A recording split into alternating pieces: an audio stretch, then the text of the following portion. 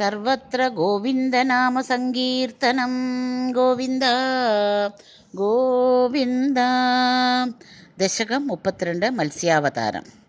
പുരാ ഹയഗ്രീവമഹാസുരേണ ഷഷ്ടാന്തര അന്ത്യോദ്യതകാണ്ഡകൽപേ നിദ്രോന്മുഖബ്രഹ്മമുഖാത് ഹൃദേഷു വേദേഷു വദിസ്സ കില മത്സ്യരൂപം.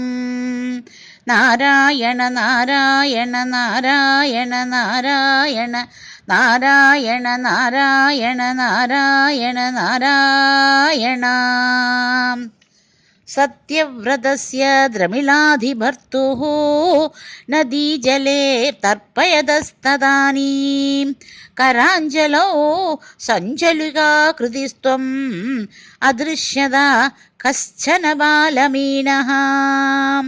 ക്ഷിപ്തം ജലേ ത്വാം ചകിതം വിലോക്യ നിന്നേംബുപാത്ರೇಣ മുനി സ്വഗേഹം. സ്വൽപൈരഹോഭിः കലശീം ച കൂപം വാപീം സരസാനശിഷേ വിഭോ ത്വം.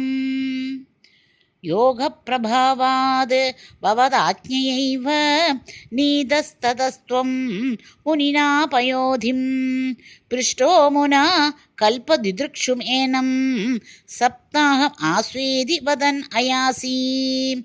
പ്രാപ്തേ ത്വദുക്തേ ഹനി വാരിധാരാ പരിപ്ലുതേ ഭൂമിതലേ മുനീന്ദ്രഃ.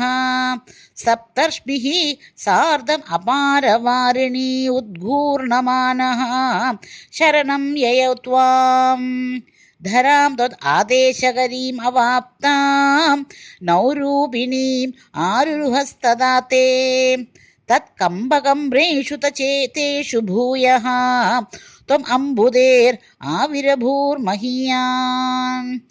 ജഷാകൃതിം യോജന ലക്ഷദീർഘാം ദദാനമുಚ್ಚൈസ്തരതേജസം ത്വാം നിരീക്ഷ്യ തുഷ്ട്വാ മുനയസ്ത്വദുക്ത്യാ ത്വത്തുംഗശൃംഗേ തരണീം ബബന്ധുഃ. ആകൃഷ്ടനൗകൗ മുനിമണ്ഡലായ പ്രദർശയൻ വിശ്വജഗദ്വിഭാഗാൻ സംസ്തൂയമാനോ നിർവരേണ തേന ജ്ഞാനം പരം ചോപദിശൻ അചാരീ. കൽപ്പാവതൗ സപ്തമുനീൻ പുരോവത് പ്രസ്ഥാപ്യ സത്യവ്രതഭൂമിപം തം വൈവസ്വതാക്യം മനും ആദധാനഃ ക്രോധാത് ഹയഗ്രീവം അഭിധൃതോ ഭൂഃ.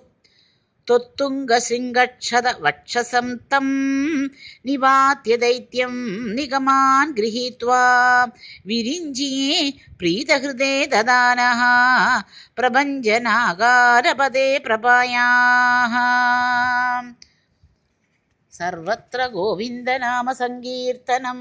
ഗോവിന്ദ ഗോവിന്ദ.